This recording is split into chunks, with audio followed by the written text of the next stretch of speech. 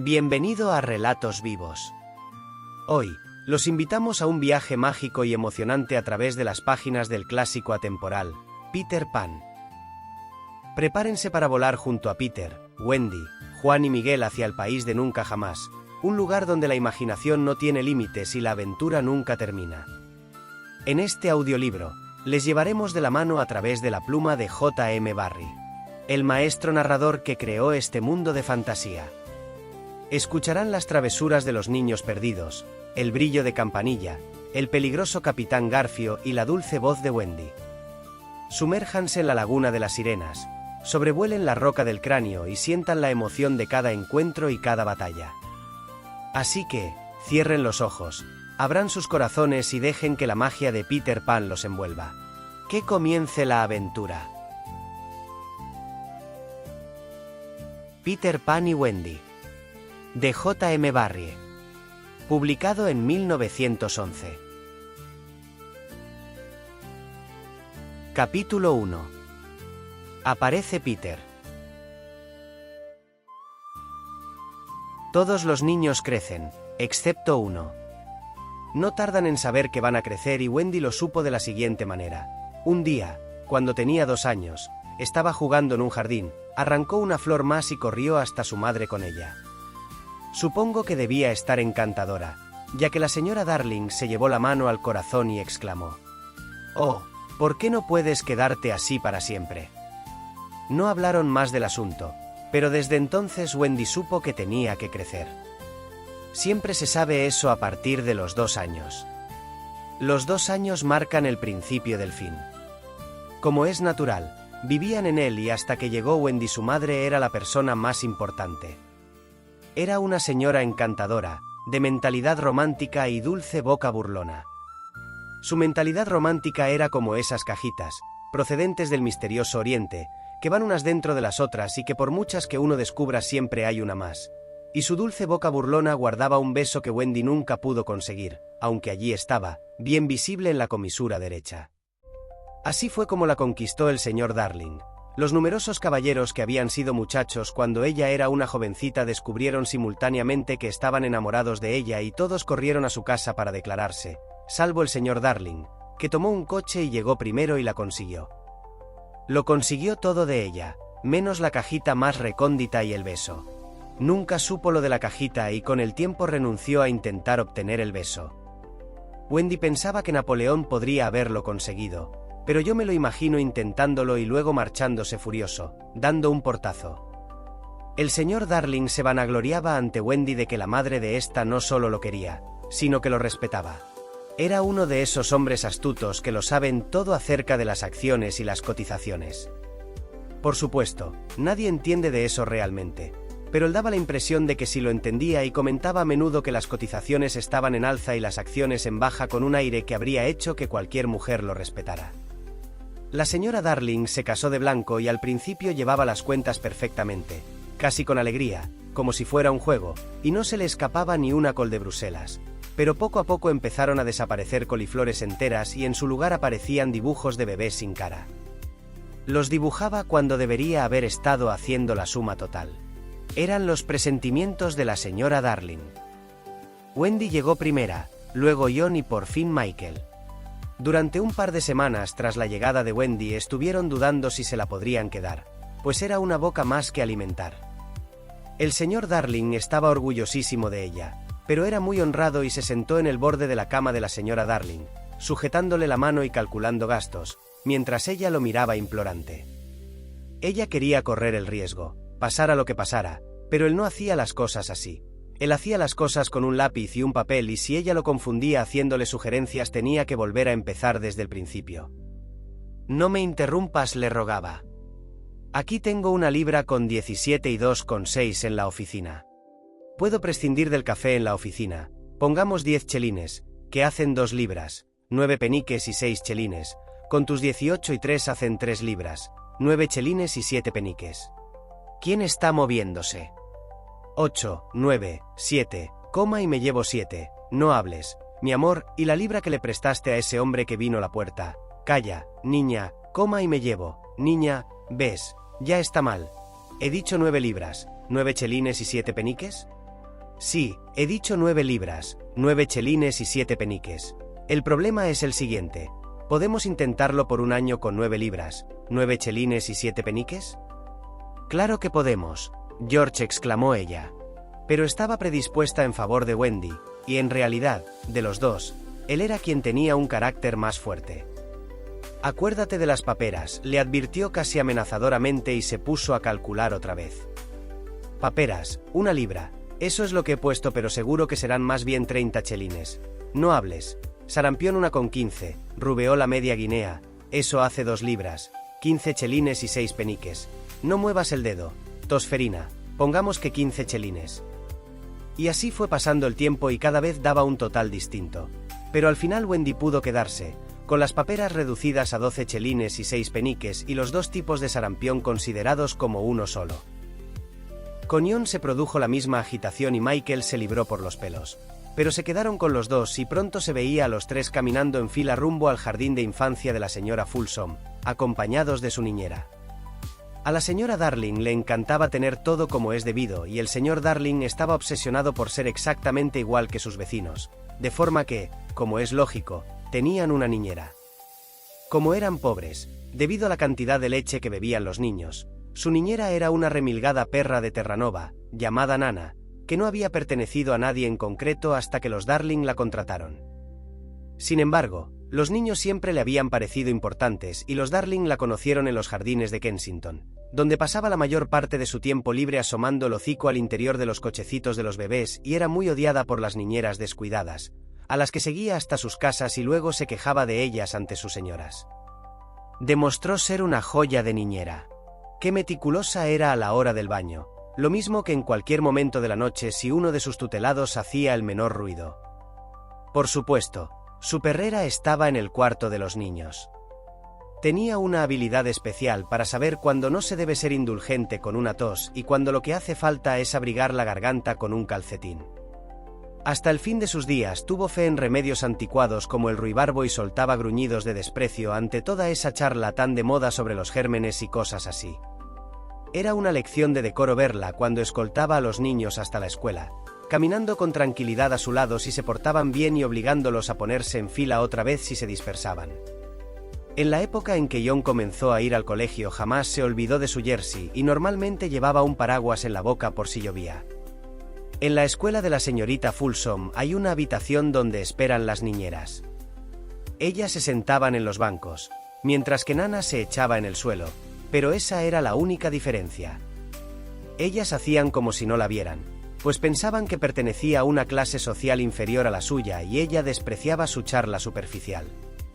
Le molestaba que las amistades de la señora Darling visitaran el cuarto de los niños, pero si llegaban, primero le quitaba rápidamente a Michael el delantal y le ponía el de bordados azules, le arreglaba a Wendy la ropa y le alisaba el pelo a Ion. Ninguna guardería podría haber funcionado con mayor corrección y el señor Darling lo sabía, pero a veces se preguntaba inquieto si los vecinos hacían comentarios. Tenía que tener en cuenta su posición social. Nana también le causaba otro tipo de preocupación.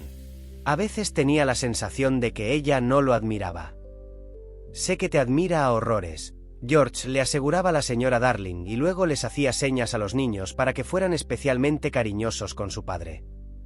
Entonces se organizaban unos alegres bailes, en los que a veces se permitía que participara Liza, la única otra sirvienta.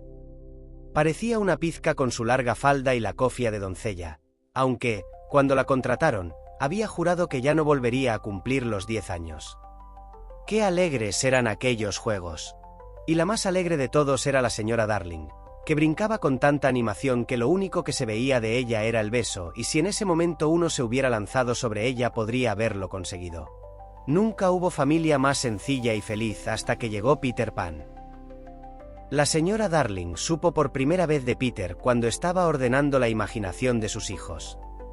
Cada noche, toda buena madre tiene por costumbre, después de que sus niños se hayan dormido, rebuscar en la imaginación de estos y ordenar las cosas para la mañana siguiente, volviendo a meter en sus lugares correspondientes las numerosas cosas que se han salido durante el día. Si pudierais quedaros despiertos, pero claro que no podéis, veríais cómo vuestra propia madre hace esto y os resultaría muy interesante observarla.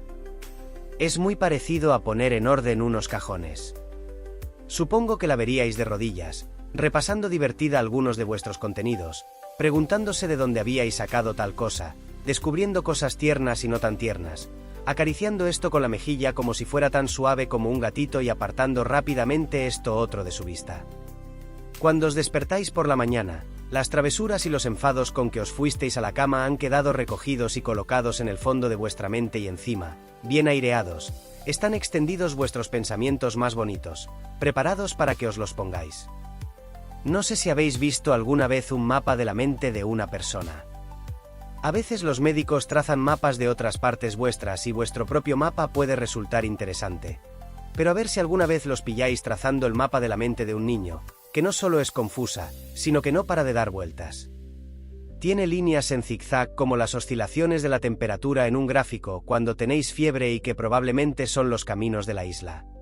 Pues el país de nunca jamás es siempre una isla, más o menos, con asombrosas pinceladas de color aquí y allá, con arrecifes de coral y embarcaciones de aspecto veloz en alta mar, con salvajes y guaridas solitarias y gnomos que en su mayoría son sastres, cavernas por las que corre un río. Príncipes con 6 hermanos mayores, una choza que se descompone rápidamente y una señora muy bajita y anciana con la nariz ganchuda. Si eso fuera todo sería un mapa sencillo, pero también está el primer día de escuela, la religión, los padres, el estanque redondo, la costura, asesinatos, ejecuciones, verbos que rigen, el día de comer pastel de chocolate. Ponerse tirantes, la tabla del 9, 3 peniques por arrancarse un diente uno mismo y muchas cosas más que son parte de la isla o, si no, constituyen otro mapa que se transparenta a través del primero y todo ello es bastante confuso, sobre todo porque nada se está quieto. Como es lógico, los países del nunca jamás son muy distintos. El de Jon, por ejemplo, tenía una laguna con flamencos que volaban por encima y que Jon cazaba con una escopeta, mientras que Michael, que era muy pequeño, tenía un flamenco con lagunas que volaban por encima. Jon vivía en una barca encallada de revés en la arena, Michael en una tienda india, Wendy en una casa de hojas muy bien cosidas. Jon no tenía amigos, Michael tenía amigos por la noche, Wendy tenía un lobito abandonado por sus padres, pero en general los países de nunca jamás tienen un parecido de familia y si se colocaran inmóviles en fila uno tras otro se podría decir que las narices son idénticas, etc. A estas mágicas tierras arriban siempre los niños con sus barquillas cuando juegan. También nosotros hemos estado allí. Aún podemos oír el ruido del oleaje, aunque ya no desembarquemos jamás. De todas las islas maravillosas la de nunca jamás es la más acogedora y la más comprimida. No se trata de un lugar grande y desparramado, con incómodas distancias entre una aventura y la siguiente, sino que todo está agradablemente amontonado. Cuando se juega en ella durante el día con las sillas y el mantel, no da ningún miedo, pero en los 2 minutos antes de quedarse uno dormido se hace casi realidad. Por eso se ponen luces en las mesillas. A veces, en el transcurso de sus viajes por las mentes de sus hijos, la señora Darling encontraba cosas que no conseguía entender y de estas la más desconcertante era la palabra Peter. No conocía a ningún Peter, sin embargo, en las mentes de Jon y Michael aparecía aquí y allá, mientras que la de Wendy empezaba a estar invadida por todas partes de él. El nombre destacaba en letras mayores que las de cualquier otra palabra y mientras la señora Darling lo contemplaba le daba la impresión de que tenía un aire curiosamente descarado. Sí, es bastante descarado, admitió Wendy a regañadientes. Su madre le había estado preguntando. ¿Pero quién es, mi vida? Es Peter Pan, mamá, ¿no lo sabes? Al principio la señora Darling no lo sabía, pero después de hacer memoria y recordar su infancia se acordó de un tal Peter Pan que se decía que vivía con las hadas. Se contaban historias extrañas sobre él, como que cuando los niños morían, él los acompañaba parte del camino para que no tuvieran miedo. En aquel entonces ella creía en él, pero ahora que era una mujer casada y llena de sentido común dudaba seriamente que tal persona existiera.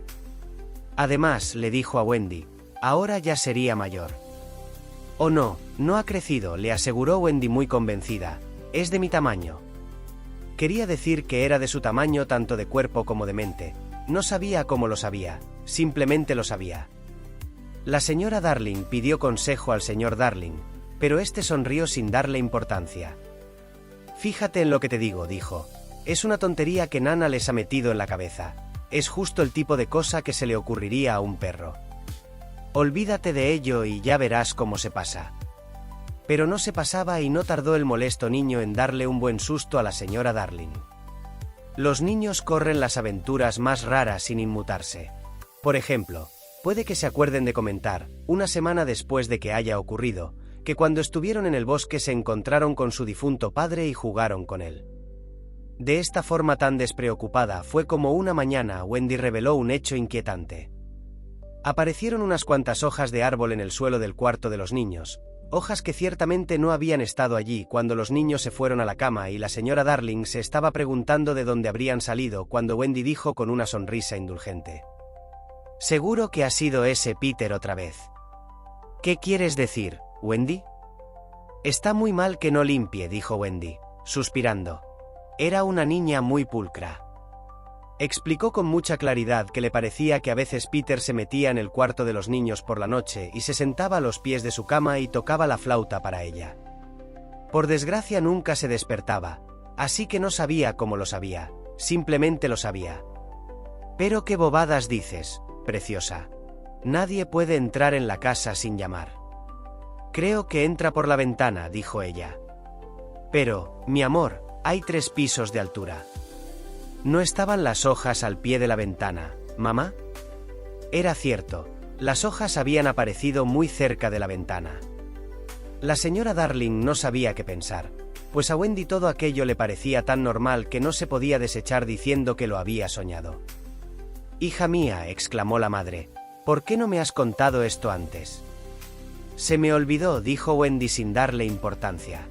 «Tenía prisa por desayunar». «Bueno, seguro que lo había soñado». Pero, por otra parte, allí estaban las hojas. La señora Darling las examinó atentamente. Eran hojas secas, pero estaba segura de que no eran de ningún árbol propio de Inglaterra. Gateó por el suelo, escudriñándolo a la luz de una vela en busca de huellas de algún pie extraño. Metió el atizador por la chimenea y golpeó las paredes. Dejó caer una cinta métrica desde la ventana hasta la acera y era una caída en picado de 30 pies, sin ni siquiera un canalón al que agarrarse para trepar. Desde luego, Wendy lo había soñado. Pero Wendy no lo había soñado, según se demostró a la noche siguiente, la noche en que se puede decir que empezaron las extraordinarias aventuras de estos niños. La noche de la que hablamos, todos los niños se encontraban una vez más acostados. Daba la casualidad de que era la tarde libre de Nana y la señora Darling los bañó y cantó para ellos hasta que uno por uno le fueron soltando la mano y se deslizaron en el país de los sueños. Tenían todos un aire tan seguro y apacible que la señora Darling se sonrió por sus temores y se sentó tranquilamente a coser junto al fuego. Era una prenda para Michael, que, en el día de su cumpleaños iba a empezar a usar camisas. Sin embargo, el fuego daba calor y el cuarto de los niños estaba apenas iluminado por 3 lamparillas de noche y al poco rato la labor quedó en el regazo de la señora Darling. Luego ésta empezó a dar cabezadas con gran delicadeza. Estaba dormida. Miradlos a los 4, Wendy y Michael allí, John aquí y la señora Darling junto al fuego. Debería haber habido una 4ª lamparilla. Mientras dormía tuvo un sueño. Soñó que el país de nunca jamás estaba demasiado cerca y que un extraño chiquillo había conseguido salir de él. No le daba miedo, pues tenía la impresión de haberlo visto ya en las caras de muchas mujeres que no tienen hijos. Quizás también se encuentre en las caras de algunas madres. Pero en su sueño había rasgado el velo que oculta al país de nunca jamás y vio que Wendy, John y Michael atisbaban por el hueco. El sueño de por sí no habría tenido importancia alguna. Pero mientras soñaba, la ventana del cuarto de los niños se abrió de golpe y un chiquillo se posó en el suelo. Iba acompañado de una curiosa luz, no más grande que un puño, que revoloteaba por la habitación como un ser vivo y creo que debió de ser esta luz lo que despertó a la señora Darling. Se sobresaltó soltando un grito y vio al chiquillo y de alguna manera supo al instante que se trataba de Peter Pan. Si vosotros o Wendy o yo hubiéramos estado allí nos habríamos dado cuenta de que se parecía mucho al beso de la señora Darling. Era un niño encantador, vestido con hojas secas y los jugos que segregan los árboles, pero la cosa más deliciosa que tenía era que conservaba todos sus dientes de leche. Cuando se dio cuenta de que le observaba una adulta, rechinó las pequeñas perlas mostrándolas.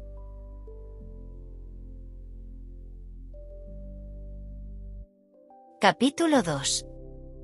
La sombra.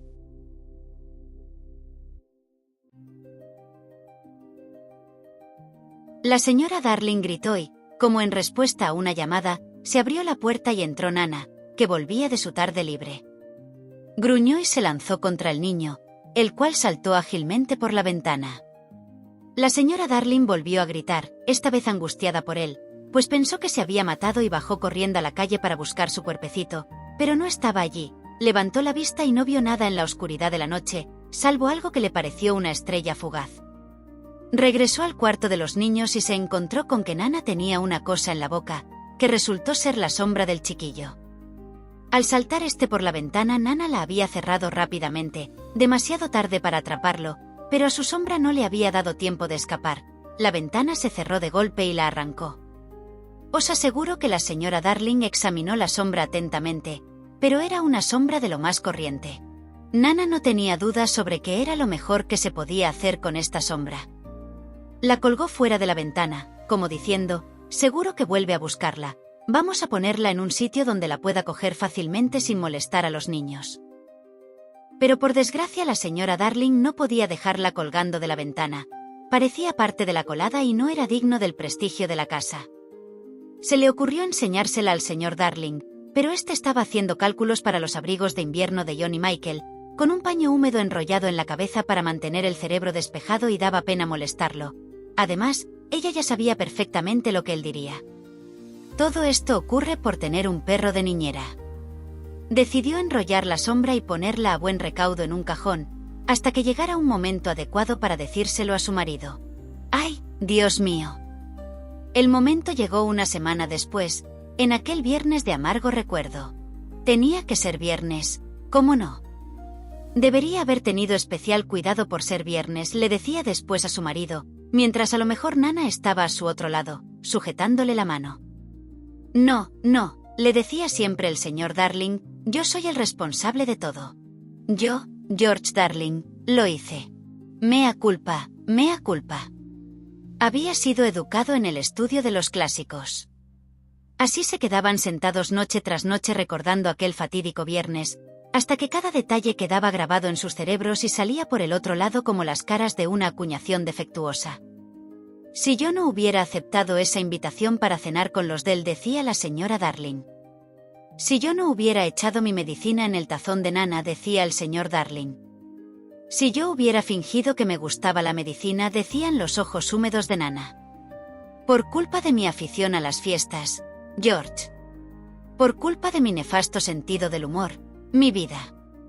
Por culpa de mi susceptibilidad por tonterías, queridos amos, pensó Nana. Entonces al menos uno de ellos se derrumbaba por completo. Nana por pensar, es cierto, no deberían haber tenido un perro de niñera.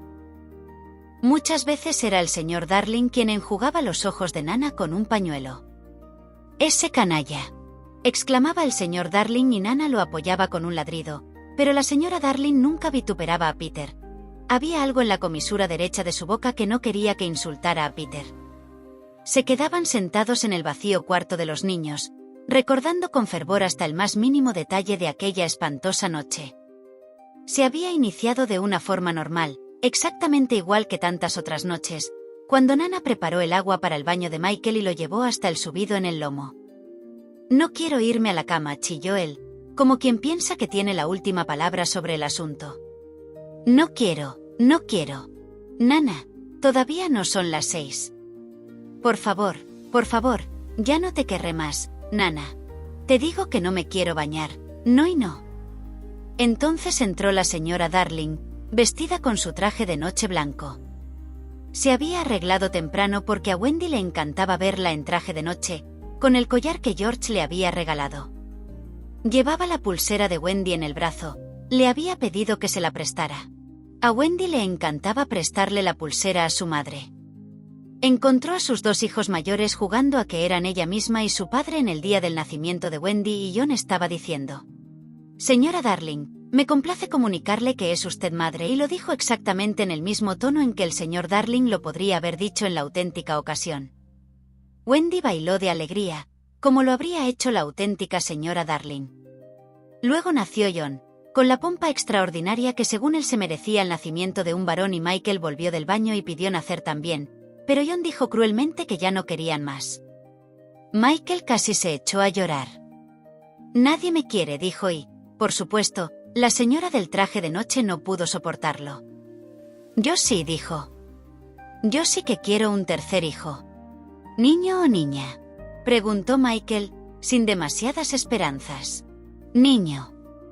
Entonces él se echó en sus brazos. Qué cosa tan insignificante para que se acordaran de ella ahora el señor y la señora Darling y Nana, pero no tan insignificante si aquella iba a ser la última noche de Michael en el cuarto de los niños. Siguen con sus recuerdos. Fue entonces cuando entré yo como un huracán, ¿verdad?, decía el señor Darling, maldiciéndose a sí mismo, y es cierto que había sido como un huracán. Quizás podría disculpársele un poco. También él se había estado arreglando para la fiesta y todo iba bien hasta que llegó a la corbata. Es increíble tener que decirlo, pero este hombre, aunque entendía de acciones y cotizaciones, no conseguía dominar la corbata. A veces la prenda cedía ante él sin presentar batalla, pero había ocasiones en que habría sido mejor para la casa si se hubiera tragado el orgullo y se hubiera puesto una corbata de nudo hecho. Esta fue una de esas ocasiones. Entró corriendo en el cuarto de los niños con la terca corbata toda arrugada en la mano. Pero bueno, ¿qué ocurre, papá querido? ¿Qué ocurre?, aulló él, porque aulló de verdad. Pues esta corbata, que no se anuda. Se puso peligrosamente sarcástico. Alrededor de mi cuello, no. Pero alrededor del barrote de la cama, sí. Ya lo creo, 20 veces he logrado ponerla alrededor del barrote de la cama, pero alrededor de mi cuello, no. Que, por favor, la disculpe. Le pareció que la señora Darling no había quedado debidamente impresionada y siguió muy serio. Te advierto, mamá, que como esta corbata no esté alrededor de mi cuello no salimos a cenar esta noche y, si no salgo a cenar esta noche, no vuelvo a la oficina en mi vida y, si no vuelvo a la oficina, tú y yo nos moriremos de hambre y nuestros hijos se verán arrojados al arroyo. Incluso entonces la señora Darling no perdió la calma. Déjame intentarlo, querido, dijo, y en realidad eso era lo que él había venido a pedirle que hiciera, y con sus suaves y frescas manos ella le anudó la corbata, mientras los niños se apiñaban alrededor para ver cómo se decidía su destino. A algunos hombres les habría sentado mal que lo hiciera con tanta facilidad, pero el señor Darling tenía un carácter demasiado bueno para eso. Le dio las gracias descuidadamente, se olvidó al instante de su furia y un momento después bailaba por la habitación con Michael a la espalda. «Con cuánta alegría bailamos», dijo ahora la señora Darling, al recordarlo. «Nuestro último baile», gimió el señor Darling. «Oh, George, ¿te acuerdas de que Michael me dijo de pronto? ¿Cómo me conociste, mamá?» «Ya lo creo que me acuerdo. Eran muy buenos, ¿no crees, George? Y eran nuestros, y ahora ya no los tenemos». El baile terminó al aparecer Nana y por mala fortuna el señor Darling se chocó con ella, llenándose los pantalones de pelos. No solo eran pantalones nuevos, sino que además eran los primeros que tenía en su vida con trencillas y tuvo que morderse el labio para evitar las lágrimas. Como es lógico, la señora Darling lo cepilló, pero él volvió a decir que era un error tener a un perro de niñera. «George, Nana es una joya. No lo dudo, pero a veces me da la desagradable impresión de que ve a los niños como si fueran perritos». «Oh no, querido, estoy segura de que sabe que tienen alma». «No sé», dijo el señor Darling pensativo, «no sé». A su esposa le pareció que era la ocasión de hablarle del chiquillo. Al principio rechazó la historia con desdén, pero se quedó muy serio cuando ella le mostró la sombra. «No es de nadie que yo conozca», dijo, examinándola cuidadosamente, «pero sí que tiene aire de pillastre». «¿Te acuerdas? Todavía estábamos hablando de ello», dice el señor Darling, cuando entró Nana con la medicina de Michael. «Nana, nunca volverás a llevar el frasco en la boca y todo por mi culpa». Siendo como era un hombre fuerte, no hay duda de que tuvo una actitud bastante tonta con lo de la medicina. Si alguna debilidad tenía, esta era creer que toda su vida había tomado medicinas con valentía y por eso, en esta ocasión, cuando Michael rehuyó la cuchara que Nana llevaba en la boca, dijo en tono reprobador: «Pórtate como un hombre, Michael. No quiero, lloriqueó Michael de malos modos. La señora Darling salió de la habitación para ir a buscarle una chocolatina y al señor Darling le pareció que aquello era una falta de firmeza. Mamá, no lo malcríes, le gritó. Michael, cuando yo tenía tu edad me tomaba las medicinas sin rechistar. Decía, gracias, queridos padres, por darme remedios para ponerme bien. Él se creía de verdad que esto era cierto y Wendy, que ya estaba en camisón, también lo creía y dijo, para animar a Michael. Papá, esa medicina que tú tomas a veces es mucho peor, ¿verdad? Muchísimo peor, dijo el señor Darling con gallardía, y me la tomaría ahora mismo para darte un ejemplo, Michael, si no fuera porque he perdido el frasco. No lo había perdido exactamente. Se había encaramado en medio de la noche a lo alto de un armario y lo había escondido allí. Lo que no sabía era que la fiel Liza lo había encontrado y lo había vuelto a colocar en el estante de su lavabo. Yo sé dónde está, papá, exclamó Wendy, siempre feliz por ser útil. Te lo traeré. Y salió corriendo antes de que pudiera detenerla. Al instante se le bajaron los humos de una forma curiosísima. Ion dijo, estremeciéndose, es un potingue asqueroso. Es esa cosa horrible, dulzona y pegajosa. Será cosa de un momento, papá, dijo Ion alegremente y entonces entró Wendy corriendo con la medicina en un vaso. Me he dado toda la prisa que he podido, dijo jadeando. Has sido maravillosamente rauda, contestó su padre, con una cortesía vengativa que a ella le pasó inadvertida. Primero Michael, dijo obstinado. Primero papá, dijo Michael, que era de natural desconfiado. Me voy a poner malo, ¿sabes? Dijo el señor Darling en tono amenazador. Vamos, papá, dijo Ion. Tú cállate, Ion le espetó su padre. Wendy estaba muy desconcertada. Yo creía que no te costaba tomarla, papá. No se trata de eso, contestó él. Se trata de que en mi vaso hay más que en la cuchara de Michael. Su orgulloso corazón estaba a punto de estallar. Y eso no es justo, lo diría aunque estuviera a punto de dar mi último suspiro, eso no es justo. Papá, estoy esperando, dijo Michael con frialdad. Me parece muy bien que digas que estás esperando. Yo también estoy esperando. Papá es un cobarde. Tú sí que eres un cobarde. Yo no tengo miedo. Tampoco tengo miedo yo. Pues entonces tómatela. Pues entonces tómatela tú. Wendy tuvo una espléndida idea. ¿Por qué no os la tomáis los dos a la vez? Claro, dijo el señor Darling. ¿Estás preparado, Michael? Wendy contó 1, 2, 3 y Michael se tomó la medicina, pero el señor Darling se puso la suya detrás de la espalda. Michael soltó un aullido de rabia y Wendy exclamó: «Oh, papá». «¿Qué quieres decir con eso de «oh, papá»?», inquirió el señor Darling. «Deja de gritar, Michael. Me la iba a tomar, pero fallé». Era espantoso como lo miraban los tres, como si no lo admiraran. «Escuchad todos», dijo en tono de súplica, tan pronto como Nana se hubo metido en el cuarto de baño, «se me acaba de ocurrir una broma estupenda. Pondré mi medicina en el tazón de Nana y se la beberá, creyendo que es leche». Era del color de la leche, pero los niños no tenían el sentido del humor de su padre y lo miraron con reproche mientras vertía la medicina en el tazón de Nana. «Qué divertido», dijo no muy convencido, y ellos no se atrevieron a delatarlo cuando regresaron Nana y la señora Darling. «Nana, perrita», dijo, dándole palmaditas, «te he puesto un poco de leche en el tazón, Nana». Nana agitó la cola, corrió hasta la medicina y se puso a lamerla. Y luego, ¿qué mirada le echó al señor Darling? No una mirada de rabia. Le mostró el gran lagrimal rojo que nos hace apiadarnos tanto de los perros nobles y se metió arrastrándose en su perrera. El señor Darling estaba avergonzadísimo de sí mismo, pero no cedió. En medio de un horrible silencio la señora Darling olisqueó el tazón. «Pero George», dijo, «si es tu medicina». «Solo era una broma», rugió él, mientras ella consolaba a los chicos y Wendy abrazaba a Nana. «Pues sí que sirve de mucho», dijo él amargamente, «que yo me mate tratando de hacer gracias en esta casa». Y Wendy seguía abrazando a Nana. Muy bien, gritó él. Mímala. A mí nadie me mima. No, claro que no. Yo solo soy el que trae el pan a esta casa, así que ¿por qué habría que mimarme? A ver, ¿por qué? ¿Por qué? ¿Por qué? George, le rogó la señora Darling, no grites tanto, que te van a oír los criados. Por alguna razón habían adquirido la costumbre de llamar a Liza los criados.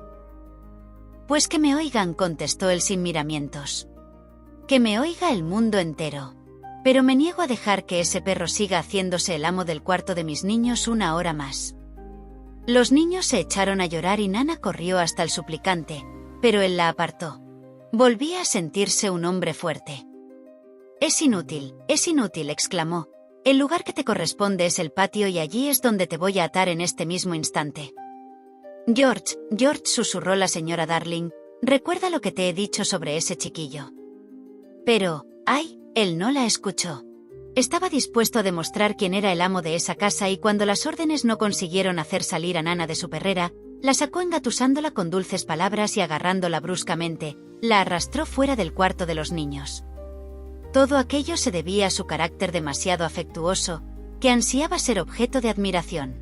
Cuando la hubo atado en el patio trasero, el desdichado padre se fue y se sentó en el pasillo, apretándose los ojos con los nudillos. Entretanto, la señora Darling había metido a los niños en la cama en medio de un inusitado silencio y había encendido sus lamparillas de noche. Oían ladrar a Nana y John dijo lloriqueando: «Es porque la está atando en el patio». Pero Wendy era más perceptiva. «Ese no es el ladrido de queja de Nana», dijo, sin sospechar lo que estaba a punto de ocurrir. «Ese es el ladrido de cuando huele algún peligro». «¿Peligro? ¿Estás segura, Wendy?» «Oh, sí». La señora Darling se estremeció y se acercó a la ventana. Estaba bien cerrada. Miró hacia afuera y la noche estaba salpicada de estrellas.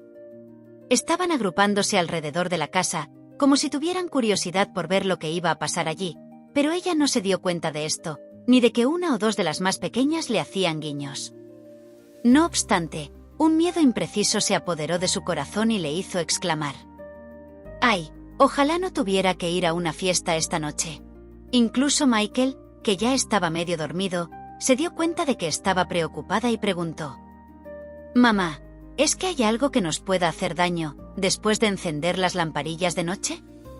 «No, mi vida», dijo ella, «son los ojos que una madre deja para proteger a sus hijos». Fue de cama en cama cantándoles cosas bonitas y el pequeño Michael le echó los brazos al cuello. «Mamá», exclamó, «estoy contento de tenerte». Fueron las últimas palabras que le oiría pronunciar durante mucho tiempo.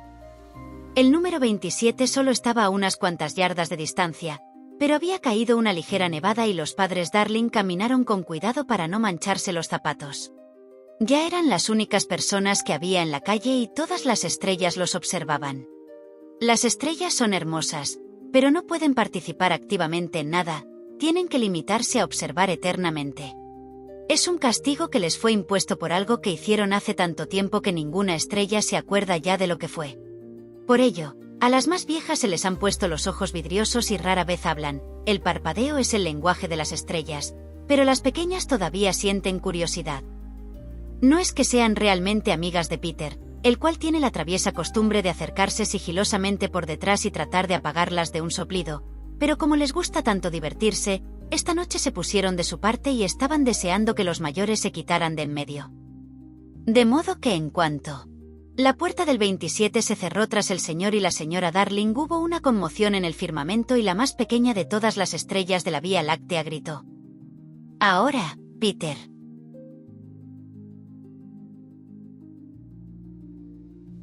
Capítulo 3. Vámonos, vámonos.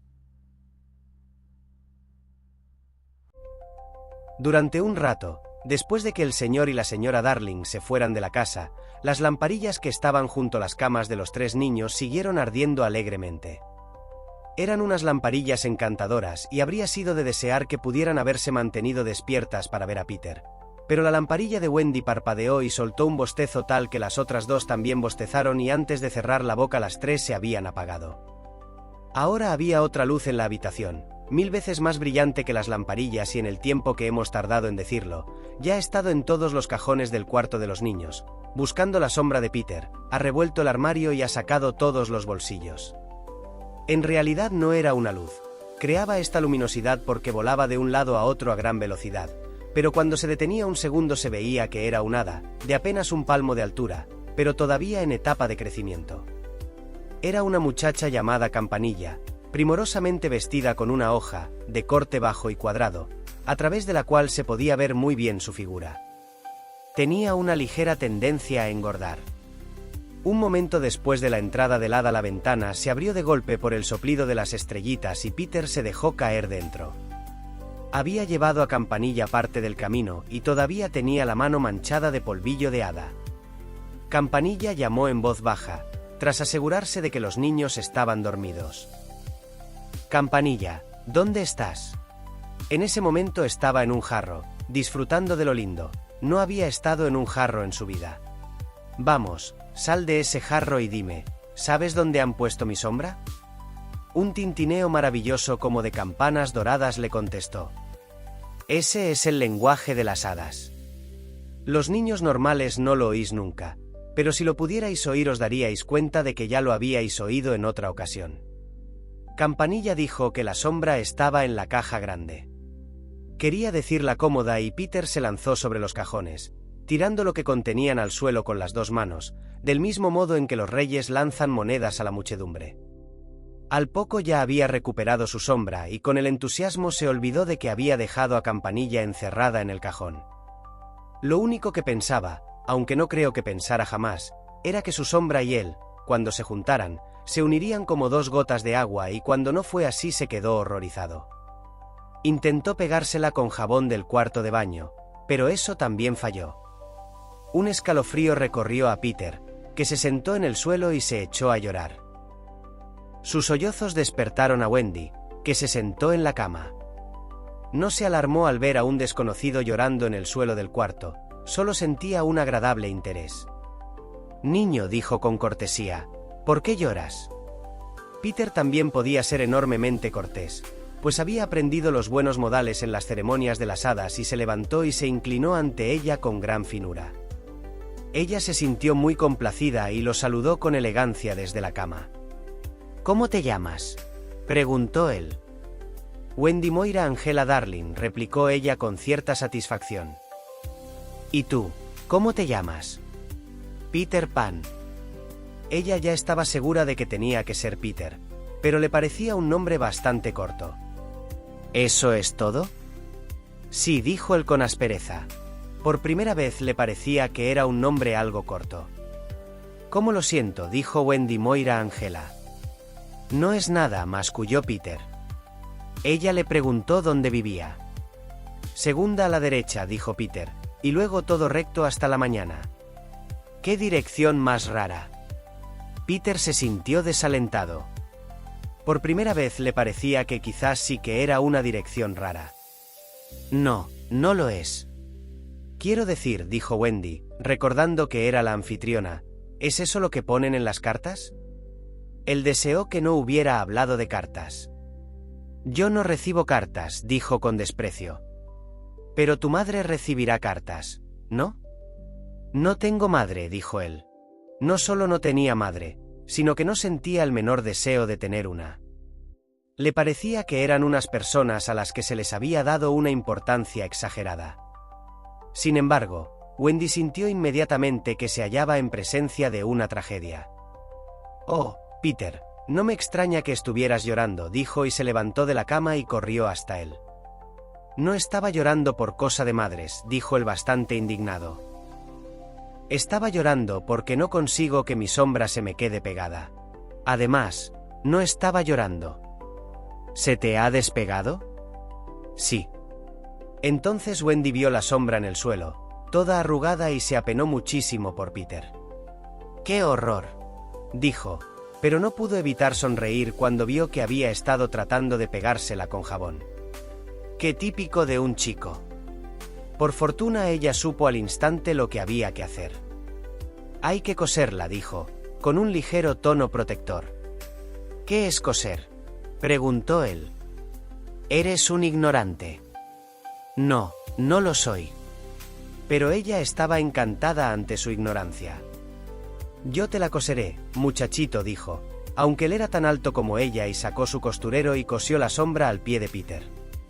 Creo que te va a doler un poco, le advirtió. Oh, no lloraré, dijo Peter, que ya se creía que no había llorado en su vida. Y apretó los dientes y no lloró, y al poco rato su sombra se portaba como es debido, aunque seguía un poco arrugada.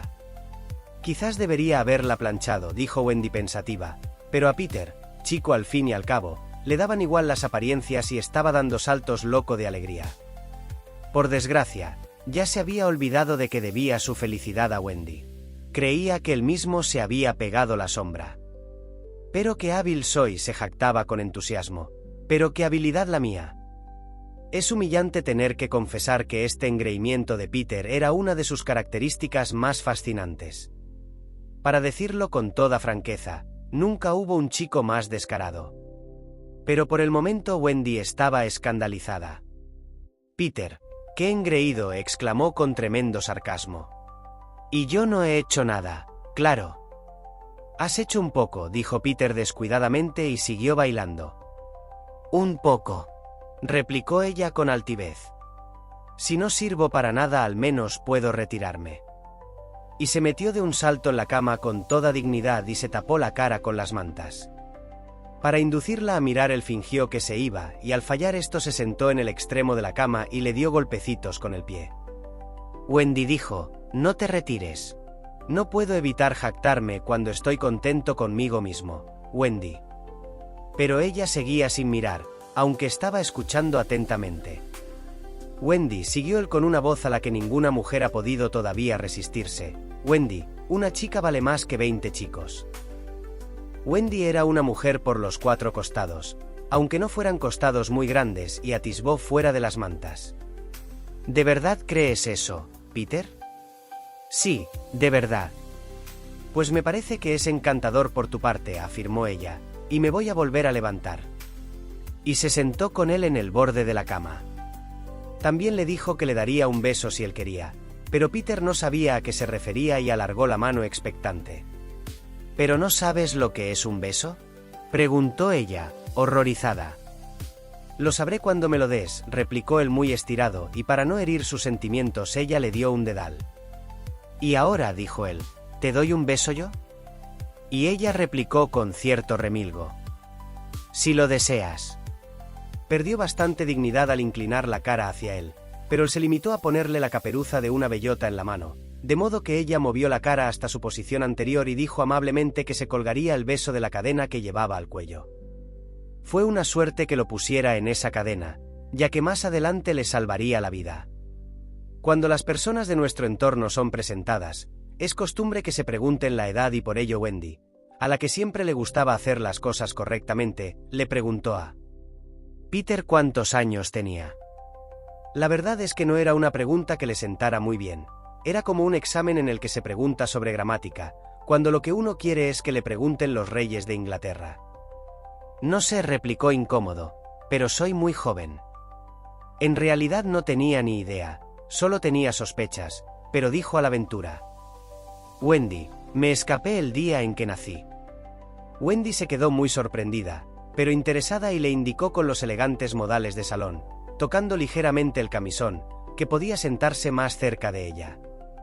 Fue porque oí a papá y mamá, explicó él en voz baja, hablar sobre lo que iba a ser yo cuando fuera mayor. Se puso nerviosísimo. No quiero ser mayor jamás, dijo con vehemencia. Quiero ser siempre un niño y divertirme. Así que me escapé a los jardines de Kensington y viví mucho tiempo entre las hadas. Ella le echó una mirada de intensa admiración y él pensó que era porque se había escapado, pero en realidad era porque conocía a las hadas. Wendy había llevado una vida tan recluida que conocer hadas le parecía una maravilla. Hizo un torrente de preguntas sobre ellas, con sorpresa por parte de él, ya que le resultaban bastante molestas, porque lo estorbaban y cosas así, y de hecho a veces tenía que darles algún cachete. Sin embargo, en general le gustaban y le contó el origen de las hadas.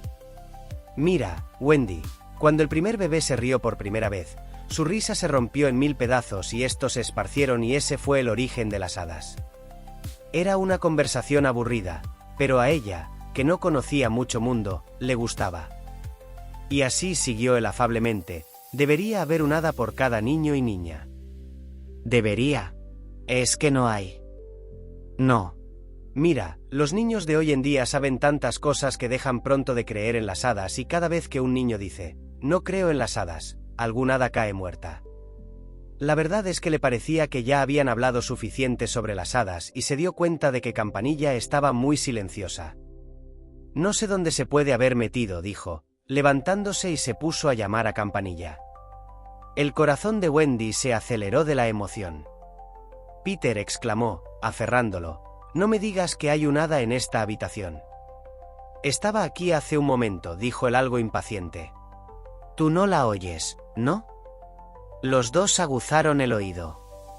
Lo único que oigo, dijo Wendy, es como un tintineo de campanas. Pues esa es Campanilla, ese es el lenguaje de las hadas. Me parece que yo también la oigo. El sonido procedía de la cómoda y Peter puso cara de diversión. Nadie tenía un aire tan divertido como Peter y su risa era el más encantador de los gorjeos. Conservaba aún su primera risa. Wendy susurró, creo que la he dejado encerrada en el cajón.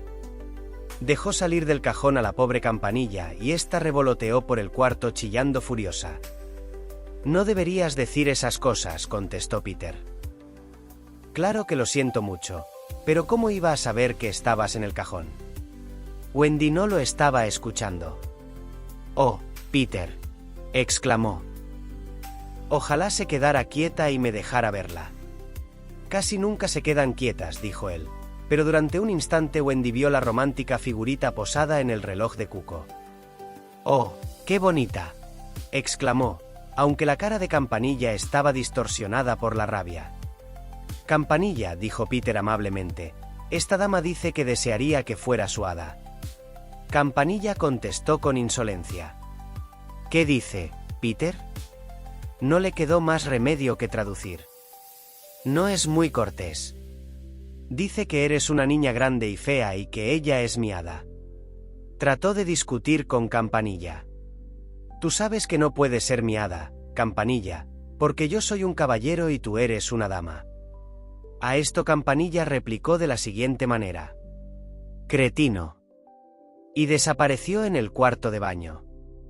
Es una hada bastante vulgar, explicó Peter disculpándose. Se llama Campanilla porque arregla las cacerolas y las teteras. Ahora estaban juntos en el sillón y Wendy siguió importunándolo con preguntas.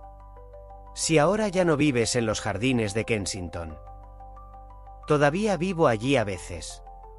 ¿Pero dónde vives más ahora? Con los niños perdidos. ¿Quiénes son esos? Son los niños que se caen de sus cochecitos cuando la niñera no está mirando. Si al cabo de 7 días nadie los reclama, se los envía al país de nunca jamás para sufragar gastos. Yo soy su capitán. Qué divertido debe de ser. Sí, dijo el astuto Peter, pero nos sentimos bastante solos. Es que no tenemos compañía femenina. ¿Es que no hay niñas? Oh, no, ya sabes. Las niñas son demasiado listas para caerse de sus cochecitos. Esto halagó a Wendy enormemente. Creo, dijo, que tienes una forma encantadora de hablar de las niñas. Ion nos desprecia. Como respuesta Peter se levantó y de una sola patada, tiró a Ion de la cama, con mantas y todo. Esto le pareció a Wendy bastante atrevido para un primer encuentro y le dijo con firmeza que en su casa él no era capitán. Sin embargo, Ion continuaba durmiendo tan plácidamente en el suelo que dejó que se quedara allí. Ya sé que quería ser amable, dijo, ablandándose, así que me puedes dar un beso. Se había olvidado momentáneamente de que él no sabía lo que eran los besos. Ya me parecía que querrías que te lo devolviera, dijo él con cierta amargura e hizo ademán de devolverle el dedal. Ay, vaya, dijo la amable Wendy, no quiero decir un beso, me refiero a un dedal. ¿Qué es eso? Es como esto. Le dio un beso. Qué curioso, dijo Peter con curiosidad. ¿Te puedo dar un dedal yo ahora? Si lo deseas, dijo Wendy, esta vez sin inclinar la cabeza. Peter le dio un dedal y casi inmediatamente ella soltó un chillido. ¿Qué pasa, Wendy? Es como si alguien me hubiera tirado del pelo. Debe de haber sido Campanilla. Nunca la había visto tan antipática. Y, efectivamente, Campanilla estaba revoloteando por ahí otra vez, empleando un lenguaje ofensivo. Wendy, dice que te lo volverá a hacer cada vez que yo te dé un dedal. ¿Pero por qué? ¿Por qué, Campanilla? Campanilla volvió a replicar. Cretino.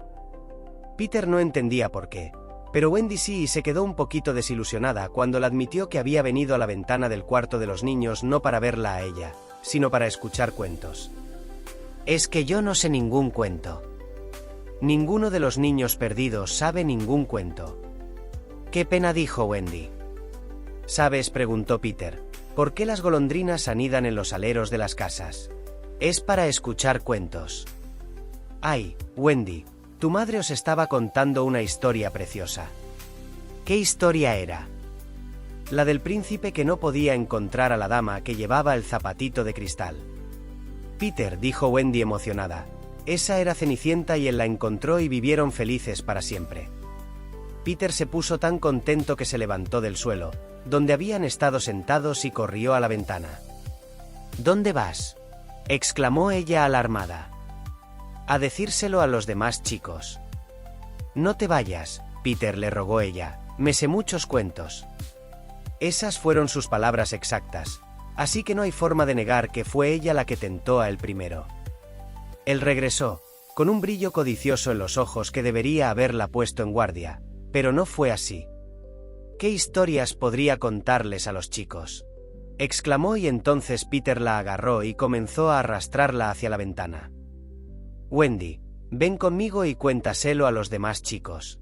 Como es natural, se sintió muy halagada de que se lo pidiera, pero dijo: Ay, no puedo. Piensa en mamá.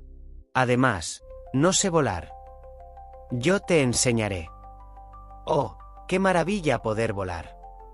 Te enseñaré a subirte a la ventana y luego, allá vamos. Oh, exclamó ella entusiasmada.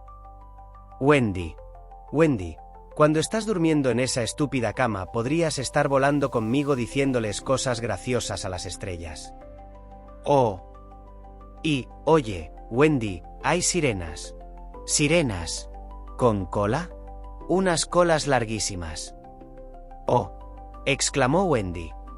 ¡Qué maravilla ver una sirena! Él hablaba con enorme astucia. Wendy dijo: «¿Cuánto te respetaríamos todos?». Ella agitaba el cuerpo angustiada. Era como si intentara seguir sobre el suelo del cuarto. Pero él no se apiadaba de ella. Wendy dijo, él muy taimado: «¿Nos podrías arropar por la noche?». «Oh, a ninguno de nosotros nos han arropado jamás por la noche». «Oh», y le tendió los brazos. «Y podrías remendarnos la ropa y hacernos bolsillos. Ninguno de nosotros tiene bolsillos». ¿Cómo podía resistirse? «Ya lo creo que sería absolutamente fascinante», exclamó. «Peter, ¿enseñarías a volar a John y a Michael también?». «Si quieres», dijo él con indiferencia, y ella corrió hasta John y Michael y los sacudió. «Despertad», gritó. «Ha venido Peter Pan y nos va a enseñar a volar». John se frotó los ojos. «Entonces me levantaré», dijo. Claro que estaba en el suelo. «Caramba», indicó. «Si ya estoy levantado». Michael también se había levantado ya, completamente despabilado, pero de pronto Peter hizo señas de que guardaran silencio. Sus caras adquirieron la tremenda astucia de los niños cuando escuchan por si oyen ruidos del mundo de los mayores. No se oía una mosca. Así pues, todo iba bien. No, quietos. Todo iba mal. Nana, que había estado ladrando con inquietud toda la noche, estaba ahora callada. Era su silencio lo que habían oído. «Apagad la luz. Escondeos». «Deprisa», exclamó John, tomando el mando por única vez en el curso de toda la aventura. Y así, cuando entró Liza, sujetando a Nana, El cuarto de los niños parecía el mismo de siempre, muy oscuro, y se podría haber jurado que se oía a sus 3 traviesos ocupantes respirando angelicalmente mientras dormían. En realidad lo estaban haciendo engañosamente desde detrás de las cortinas. Liza estaba de mal humor, porque estaba haciendo la masa del pudín de Navidad en la cocina y se había visto obligada a abandonarlo, con una pasa todavía en la mejilla, por culpa de las absurdas sospechas de Nana. Pensó que la mejor forma de conseguir un poco de paz era llevar a Nana un momento al cuarto de los niños, pero bajo custodia, por supuesto. Ahí tienes, animal desconfiado, dijo, sin lamentar que Nana quedara desacreditada. Están perfectamente a salvo, ¿no? Cada angelito dormido en su cama. Escucha con qué suavidad respiran. Entonces, Michael, envalentonado por su éxito, respiró tan fuerte que casi los descubren. Nana conocía ese tipo de respiración y trató de soltarse de las garras de Liza. Pero Liza era dura de mollera. Basta ya, Nana dijo con severidad, arrastrándola fuera de la habitación. Te advierto que si vuelves a ladrar iré a buscar a los señores y los traeré a casa sacándolos de la fiesta, y entonces, menuda paliza te va a dar el señor, ya verás. Volvió a atar a la desdichada perra. ¿Pero creéis que Nana dejó de ladrar? Traer de la fiesta a los señores. Pero si eso era lo que quería exactamente. ¿Creéis que le importaba que le pegaran mientras sus tutelados estuvieran a salvo? Por desgracia, Liza volvió a su pudín, y Nana, viendo que no podía esperar ninguna ayuda de ella, tiró y tiró de la cuerda hasta que por fin la rompió. A los pocos instantes entraba corriendo en el comedor del número y levantaba las patas, la forma más expresiva que tenía de dar un mensaje. El señor y la señora Darling supieron de inmediato que algo horrible sucedía en el cuarto de sus niños y sin despedirse de su anfitriona salieron a la calle. Pero habían pasado 10 minutos desde que los 3 pillastres habían estado respirando detrás de las cortinas y Peter Pan puede hacer muchas cosas en 10 minutos. Volvamos ahora al cuarto de los niños. Todo en orden, anunció John, saliendo de su escondite. Oye, Peter, ¿de verdad sabes volar? En vez de molestarse en contestarle, Peter voló por la habitación posándose al pasar en la repisa de la chimenea. Estupendo, dijeron John y Michael. Encantador, exclamó Wendy. Sí, soy encantador, pero qué encantador soy, dijo Peter, olvidando los modales de nuevo. Parecía maravillosamente fácil y lo intentaron primero desde el suelo y luego desde las camas, pero siempre iban hacia abajo en vez de hacia arriba. Oye, ¿cómo lo haces?, preguntó John, frotándose la rodilla. Era un chico muy práctico. Te imaginas cosas estupendas, explicó Peter, y ellas te levantan por los aires. Se lo volvió a demostrar. Lo haces muy rápido, dijo John. ¿No podrías hacerlo una vez muy despacio? Peter lo hizo despacio y deprisa. Ya lo tengo, Wendy, exclamó John, pero pronto descubrió que no era así. Ninguno de ellos conseguía elevarse ni una pulgada, aunque incluso Michael dominaba ya las palabras de 2 sílabas, mientras que Peter no sabía ni hacer la O con un canuto. Claro que Peter les había estado tomando el pelo, pues nadie puede volar a menos que haya recibido el polvillo de las hadas. Por suerte, como ya hemos dicho, tenía una mano llena de él y se lo echó soplando a cada uno de ellos, con un resultado magnífico. Ahora agitad los hombros así, dijo, y lanzaos. Estaban todos subidos a las camas y el valiente Michael se lanzó el primero. No tenía realmente intención de lanzarse, pero lo hizo e inmediatamente cruzó flotando la habitación. «He volado», chilló cuando aún estaba en el aire. John se lanzó y se topó con Wendy cerca del cuarto de baño. «Maravilloso. Estupendo. Miradme. Miradme. Miradme». No tenían ni la mitad de elegancia que Peter, no podían evitar agitar las piernas un poco, pero sus cabezas tocaban el techo y no existe casi nada tan maravilloso como eso. Peter le dio la mano a Wendy al principio, pero tuvo que desistir, porque Campanilla se puso furiosa. Arriba y abajo, vueltas y más vueltas. Divino era el calificativo de Wendy. «Oye», exclamó John, «¿por qué no salimos fuera?» Por supuesto, era a esto a lo que Peter los había estado empujando. Michael estaba dispuesto, Quería ver cuánto tardaba en hacer 1 billón de millas. Pero Wendy vacilaba. «Sirenas», repitió Peter. «Oh. Y hay piratas». «Piratas», exclamó John, cogiendo su sombrero de los domingos. «Vámonos ahora mismo». Justo en ese momento el señor y la señora Darling salían corriendo con Nana del número 27. Corrieron hasta el centro de la calle para mirar hacia la ventana del cuarto de los niños, y sí, seguía cerrada, pero la habitación estaba inundada de luz, y lo que era aún más estremecedor, en la sombra de la cortina vieron 3 pequeñas siluetas en ropa de cama que daban vueltas y vueltas, pero no en el suelo, sino por el aire. 3 siluetas no, 4. Temblando, abrieron la puerta de la calle. El señor Darling se habría lanzado escaleras arriba, pero la señora Darling le indicó que fuera con más calma. Incluso trató de conseguir que su corazón se calmara. ¿Llegarán a tiempo al cuarto de los niños? Si es así, qué alegría para ellos y todos soltaremos un suspiro de alivio, pero no habrá historia. Por otra parte, si no llegan a tiempo, prometo solemnemente que todo saldrá bien al final. Habrían llegado al cuarto de los niños a tiempo de no haber estado vigilándolos las estrellitas. Una vez más las estrellas abrieron la ventana de un soplo y la estrella más pequeña de todas gritó: «¡Ojo, Peter!». Entonces Peter supo que no había tiempo que perder. «Vamos», gritó imperiosamente y se elevó al momento en la noche seguido de John, Michael y Wendy. El señor y la señora Darling y Nana se precipitaron en el cuarto de los niños demasiado tarde. Los pájaros habían volado. Capítulo 4. El vuelo. La segunda a la derecha y todo recto hasta la mañana. Ese, según le había dicho Peter a Wendy, era el camino hasta el país de nunca jamás, pero ni siquiera los pájaros, contando con mapas y consultándolos en las esquinas expuestas al viento, podrían haberlo avistado siguiendo estas instrucciones. Es que Peter decía lo primero que se le ocurría. Al principio sus compañeros confiaban en él sin reservas y eran tan grandes los placeres de volar que perdían el tiempo girando alrededor de las agujas de las iglesias o de cualquier otra cosa elevada que se encontraran en el camino y les gustara. John y Michael se echaban carreras, Michael con ventaja. Recordaban con desprecio que no hacía tanto que se habían creído muy importantes por poder volar por una habitación. No hacía tanto. ¿Pero cuánto realmente?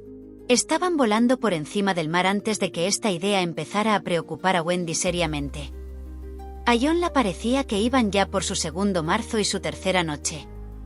A veces estaba oscuro y a veces había luz y de pronto tenían mucho frío y luego demasiado calor. ¿Sentían hambre a veces realmente, o solo lo fingían porque Peter tenía una forma tan divertida y novedosa de alimentarlos?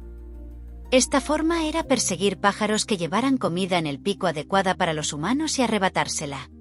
Entonces los pájaros lo seguían y se la volvían a quitar y todos se iban persiguiendo alegremente durante millas, separándose por fin y expresándose mutuamente sus buenos deseos. Pero Wendy se percató con cierta preocupación de que Peter no parecía saber que esta era una forma bastante rara de conseguir el pan de cada día, ni siquiera que había otras formas. Ciertamente no fingían tener sueño, lo tenían y eso era peligroso, porque en el momento en que se dormían, empezaban a caer.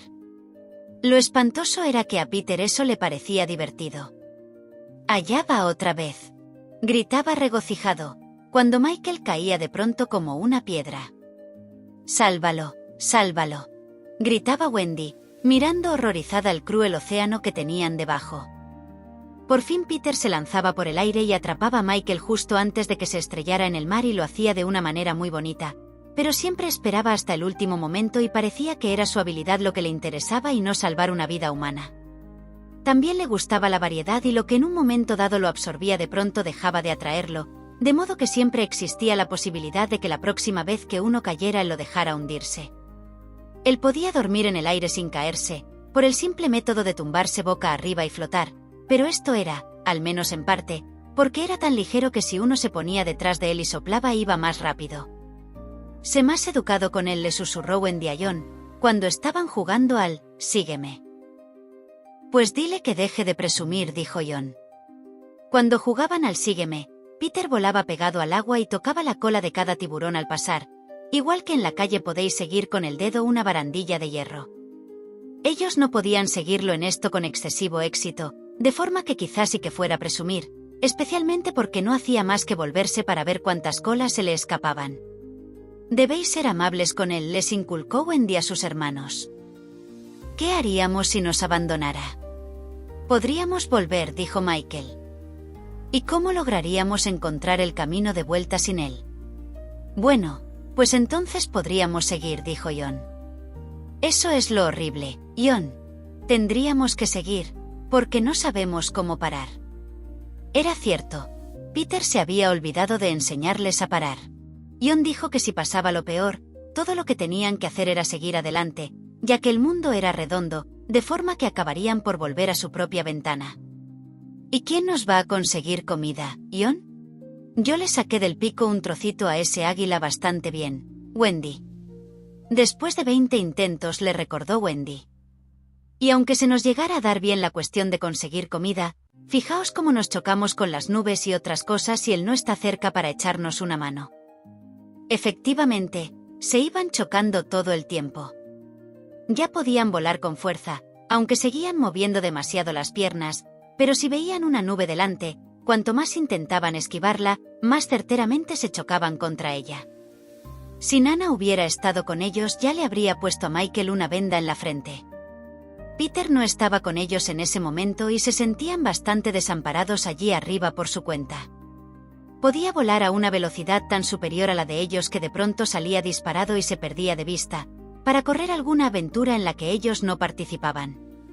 Bajaba riéndose por algo divertidísimo que le había estado contando a una estrella, pero que ya había olvidado, o subía cubierto aún de escamas de sirena y sin embargo no sabía con seguridad qué había ocurrido. La verdad es que resultaba muy fastidioso para unos niños que nunca habían visto una sirena. Y si se olvida de ellas tan deprisa, razonaba Wendy, ¿cómo vamos a esperar que se siga acordando de nosotros? Efectivamente, a veces cuando regresaba no se acordaba de ellos, por lo menos no muy bien. Wendy estaba segura de ello. Veía cómo le brillaban los ojos al reconocerlos cuando estaba a punto de pararse a charlar un momento para luego seguir. En una ocasión incluso tuvo que decirle cómo se llamaba. Soy Wendy, dijo muy inquieta. Él se sintió muy contrito. Oye, Wendy le susurró, siempre que veas que me olvido de ti, repite todo el rato, soy Wendy, y entonces me acordaré. Como es lógico, aquello no era nada satisfactorio.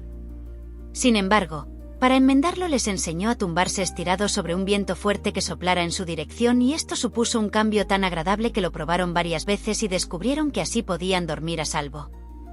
Realmente habrían dormido más tiempo, pero Peter se aburría rápidamente de dormir y no tardaba en gritar con su voz de capitán. Aquí nos desviamos.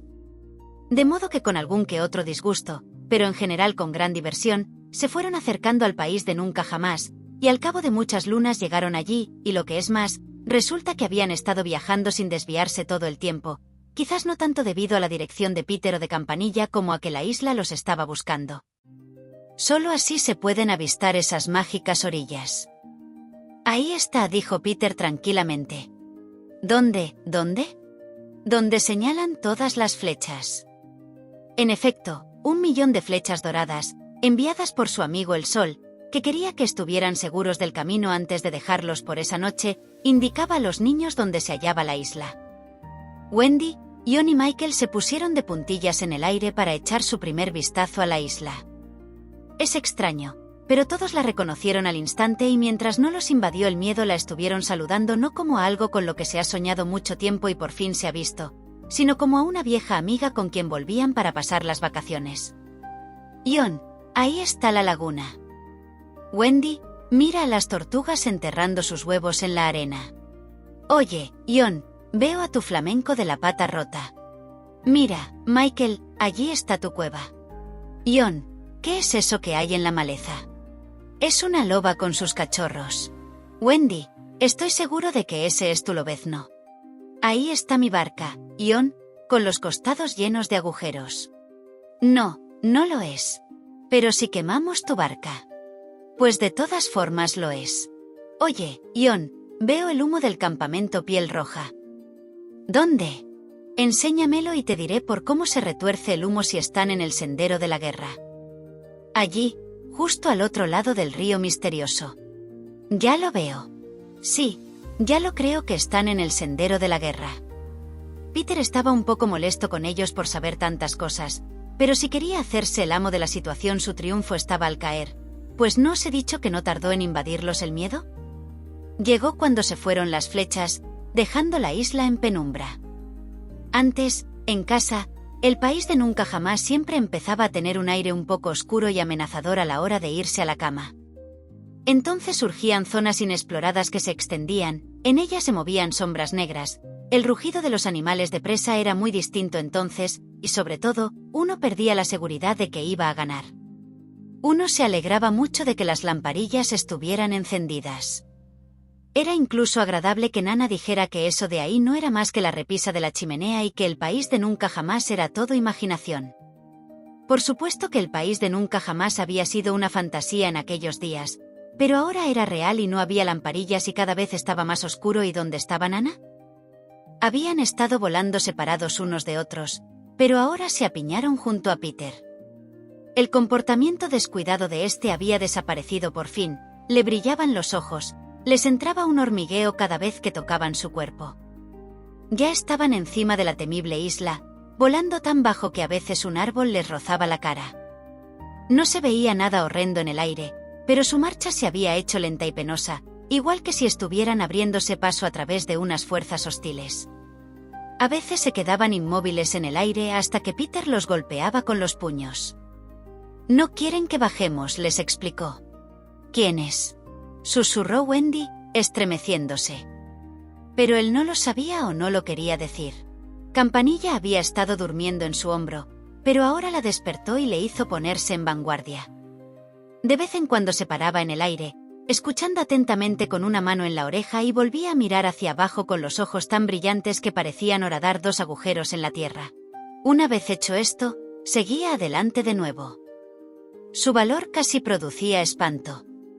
¿Queréis correr una aventura ahora?, le preguntó a John muy tranquilo, ¿o preferís tomar el té primero?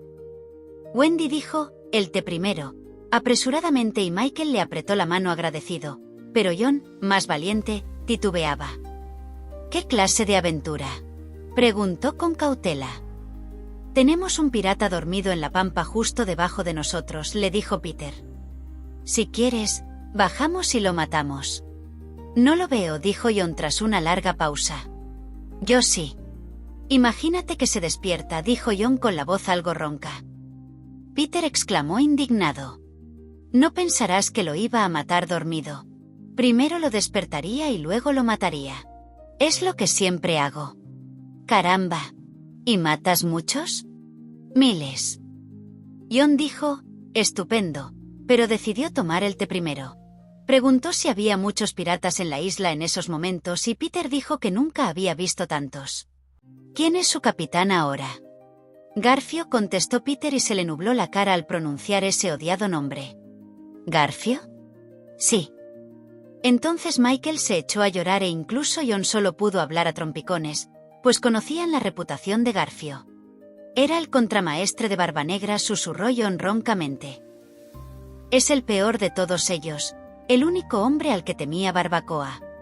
Ese es, dijo Peter. ¿Cómo es? ¿Es grande? No tanto como antes. ¿Qué quieres decir? Le corté un pedazo. ¿Tú? Sí, yo, dijo Peter con aspereza. No pretendía faltarte al respeto. Bueno, está bien. Pero, oye, ¿qué trozo? La mano derecha. ¿Entonces ya no puede luchar? Vaya si puede. ¿Es zurdo? Tiene un garfio de hierro en vez de la mano derecha y desgarra con él. Desgarra. Oye, John, dijo Peter. Sí. Di, sí, señor. Sí, señor. Hay algo, continuó Peter, que cada chico que está a mis órdenes tuvo que prometer y tú también debes hacerlo. John se puso pálido. Es lo siguiente. Si nos encontramos con Garfio en combate, me lo debes dejar a mí. Lo prometo, dijo John lealmente. Por el momento se sentían menos aterrados, porque Campanilla estaba volando con ellos y con su luz podían verse los unos a los otros. Por desgracia no podía volar tan despacio como ellos y por eso tenía que ir dando vueltas y vueltas formando un círculo dentro del cual se movían como un halo. A Wendy le gustaba mucho, hasta que Peter les señaló el inconveniente. Dijo que los piratas nos avistaron antes de que se pusiera oscuro y han sacado a Tom el Largo. ¿El cañón grande? Sí. Y, por supuesto, deben de ver su luz y si se imaginan que estamos cerca seguro que abren fuego. Wendy. Ion. Michael. Dile que se vaya ahora mismo, Peter, exclamaron los tres al mismo tiempo, pero él se negó. Cree que nos hemos perdido, replicó fríamente, y está bastante asustada. No esperaréis que le diga que se vaya sola cuando tiene miedo. El círculo de luz se rompió momentáneamente y algo le dio a Peter un pellizquito cariñoso. Entonces dile, rogó Wendy, que apague la luz. No puede apagarla. Eso es prácticamente lo único que no pueden hacer las hadas. Se apaga sola cuando ella se duerme, igual que las estrellas. Entonces dile que duerma inmediatamente, casi le ordenó Ion. No puede dormir más que cuando tiene sueño. Es la única otra cosa que no pueden hacer las hadas. Pues me parece, gruñó Ion, que son las dos únicas cosas que vale la pena hacer. Entonces se llevó un pellizco, pero no cariñoso. Si al menos uno de nosotros tuviera un bolsillo, dijo Peter, la podríamos llevar con él.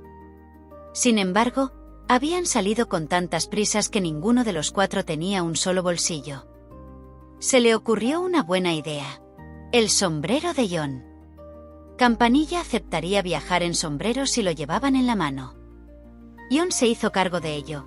Aunque ella había tenido la esperanza de que la llevara Petén, al poco rato Wendy cogió el sombrero, porque Ion decía que le daba golpes en la rodilla al volar y esto, como veremos, trajo dificultades, pues a Campanilla no le gustaba nada de verle un favor a Wendy.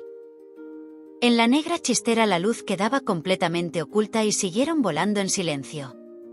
Era el silencio más absoluto que habían conocido jamás, roto solo por unos lametones lejanos. Que según explicó Peter lo producían los animales salvajes al beber en el vado y también por un ruido rasposo que podrían haber sido las ramas de los árboles al rozarse. Pero él dijo que eran los pieles rojas que afilaban sus cuchillos. Incluso estos ruidos acababan por apagarse.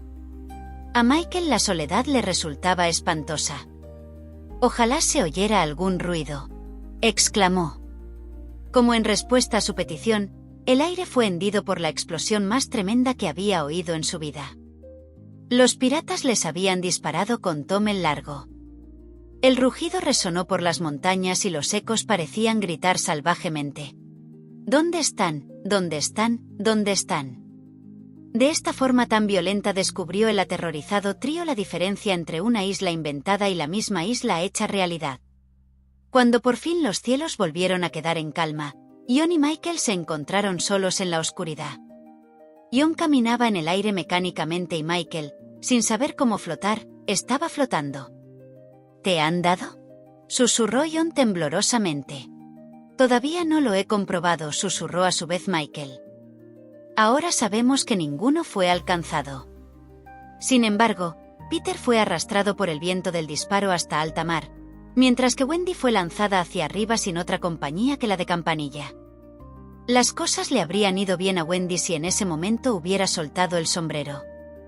No sé si la idea se le ocurrió a Campanilla de repente, o si lo había planeado por el camino, pero el caso es que inmediatamente salió del sombrero y se puso a atraer a Wendy hacia su destrucción. Campanilla no era toda maldad, o, más bien, era toda maldad en ese momento, pero, por otro lado, a veces era toda bondad. Las hadas tienen que ser una cosa o la otra, porque al ser tan pequeñas desgraciadamente solo tienen sitio para un sentimiento por vez. No obstante, les está permitido cambiar, aunque debe ser un cambio total. Por el momento estaba celosísima de Wendy. Por supuesto, Wendy no entendía lo que le decía con su precioso tintineo y estoy convencido de que parte eran palabrotas, pero sonaba agradable y volaba hacia adelante y hacia atrás, queriendo decir claramente: sígueme y todo saldrá bien. ¿Qué otra cosa podía hacer la pobre Wendy? Llamó a Peter, a Ion y a Michael y lo único que obtuvo como respuesta fueron ecos burlones. Aún no sabía que Campanilla la odiaba con el odio feroz de una auténtica mujer. Y por eso, aturdida y volando ahora a trompicones, siguió a Campanilla hacia su perdición.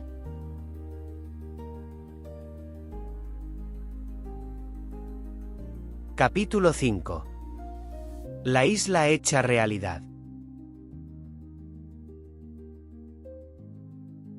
Al sentir que Peter regresaba, el país de nunca jamás revivió de nuevo. Deberíamos emplear el pluscuamperfecto y decir que había revivido, pero revivió suena mejor y era lo que siempre empleaba Peter. Normalmente durante su ausencia las cosas están tranquilas. Las hadas duermen 1 hora más por la mañana, los animales se ocupan de sus crías, los pieles rojas se hartan de comer durante 6 días con sus noches y cuando los piratas y los niños perdidos se encuentran se limitan a sacarse la lengua. Pero con la llegada de Peter, que aborrece el letargo, todos se ponen en marcha otra vez. Si entonces pusierais la oreja contra el suelo, oiríais como la isla bulle de vida. Esta noche, las fuerzas principales de la isla estaban ocupadas de la siguiente manera.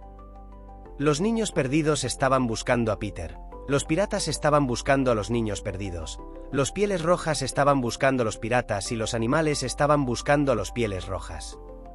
Iban dando vueltas y más vueltas por la isla, pero no se encontraban porque todos llevaban el mismo paso. Todos querían sangre salvo los niños, a quienes les gustaba por lo general, pero esta noche iban a recibir a su capitán. Los niños de la isla varían, claro está, en número, según los vayan matando y cosas así y cuando parece que están creciendo, lo cual va en contra de las reglas. Peter los reduce, pero en esta ocasión había 6, contando los gemelos como si fueran 2. Hagamos como si nos echáramos aquí entre las cañas de azúcar y observémoslos mientras pasan sigilosamente en fila india, cada uno con la mano sobre su cuchillo. Peter les tiene prohibido que se parezcan a él en lo más mínimo y van vestidos con pieles de osos cazados por ellos mismos, con las que quedan tan redondeados y peludos que cuando se caen, ruedan. Por ello han conseguido llegar a andar con un paso muy firme. El primero en pasar es Lelo, no el menos valiente, pero sí el más desgraciado de toda esa intrépida banda. Había corrido menos aventuras que cualquiera de los demás, porque las cosas importantes ocurrían siempre justo cuando él ya había doblado la esquina.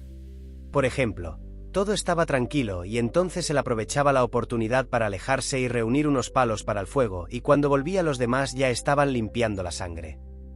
La mala suerte había dado una expresión de suave melancolía a su rostro, pero en lugar de agriarle el carácter se lo había endulzado, de forma que era el más humilde de los chicos. Pobre y bondadoso Lelo, esta noche te amenaza un peligro. Ten cuidado, no vaya a ser que se te ofrezca ahora una aventura, que, si la aceptas, te traiga un terrible infortunio. Lelo, el hada Campanilla, que esta noche está resuelta a provocar daños, está buscando un instrumento y piensa que tú eres el chico que más fácilmente se deja engañar. Cuidado con Campanilla. Ojalá nos pudiera oír, pero nosotros no estamos realmente en la isla y él pasa de largo, mordisqueándose los nudillos. A continuación viene Avispado, alegre y jovial, seguido de Presuntuoso, que corta silbatos de los árboles y baila entusiasmado al son de sus propias melodías.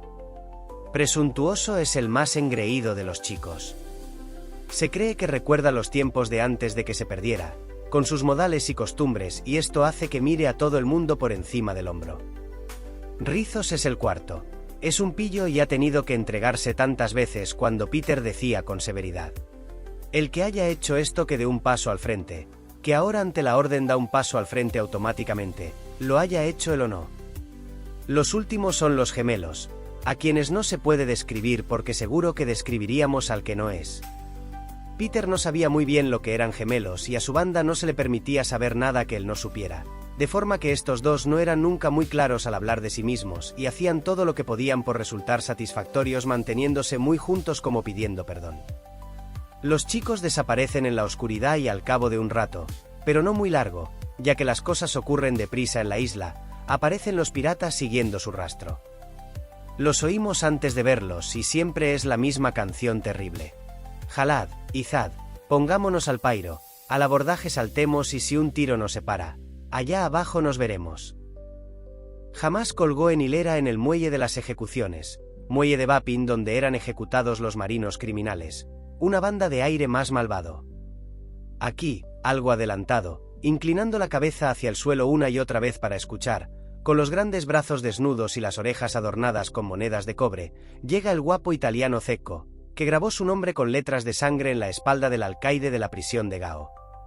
Ese negro gigantesco que va detrás de él ha tenido muchos nombres desde que dejara ese con el que las madres morenas siguen aterrorizando a sus hijos en las riberas del Widjomo. He aquí a Bill Hukes, tatuado de arriba a abajo, el mismo Bill Hukes al que Flint, a bordo del Walrus, propinara 6 docenas de latigazos antes de que aquel soltara la bolsa de moidores. Y Cookson, de quien se dice que era hermano de Murphy el Negro, aunque esto nunca se probó. Y el caballero Starkey, en otros tiempos portero de un colegio privado y todavía elegante a la hora de matar. Y Claraboyas de Morgan. Y Esm, el contramaestre irlandés, un hombre curiosamente afable que acuchillaba, como si dijéramos, sin ofender, y era el único disidente de la tripulación de Garfio.